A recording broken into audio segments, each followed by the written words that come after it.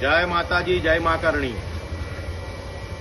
વડોદરા શહેરની પીડિત જનતા, કારણ કે આ માનવ સર્જિત, શાસિત પક્ષ સર્જિત આ જે પૂરનો ભોગ વડોદરાની જે 70 થી 75% જનતા બની છે, એના વતી વડોદરાના અવાજ તરીકે હું ભાજપમાં બેઠેલા તમામ સત્તાધીશોને વડોદરા વતી જણાવવા માંગુ છું કે પિતૃ શ્રાદ્ધ એટલે અમાવાસ પહેલા તમામ પીડિતોનું સર્વે થઈ અને કેશ ડોલ આપવામાં નહીં આવે તો તમામ ભાજપના ઉચ્ચ હોદ્દેદારો જે અત્યારે ગાડા નીચે કૂતરું ચાલે આખું ગાડું મેં ખેંચું જેવી માનસિકતા ધરાવે છે, મોદીજીના નામ પર જે લોકોએ પોતાના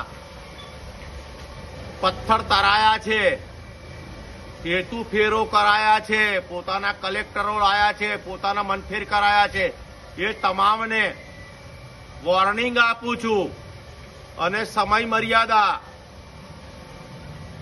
2 ઓક્ટોબર પહેલા તમામનું સર્વે થઈ અને કેશ ડોલ પહોંચી જવી જોઈએ। જો નહીં પહોંચે તો તમારે આ નવરાત્ર તમારા માટે ખૂબ જ શુભ જ। તમામ ગરબા રમવા માટે વડોદરાની જનતા તમને ગરબા રમાડવાની છે, એટલે નવરાત્ર માટે તહેવાર તૈયાર રહેજો અને નવરાત્ર એન્જોય કરજો એવી સમગ્ર વડોદરા વતી મહેન્દ્રસિંહ રાઠોડ, એક સામાજિક કાર્યકર, કારણ કે મારે ઇલેક્શન લડવાનું નથી, મારી વડોદરાનો અવાજ મારે કહેવાનો છે, માટે આ વડોદરા વતી વોર્નિંગ સમજજો। ખાસ કરીને ગાડા નીચે જે કૂતરા ચાલે છે એ કૂતરાઓ સમજી લેજો, ગાડું તમે ખેંચતા નથી। એટલે આ 2 ઓક્ટોબર પહેલા તમામને કેશ ડોલ પહોંચવી જવી જોઈએ, સર્વે થઈ જવો જોઈએ।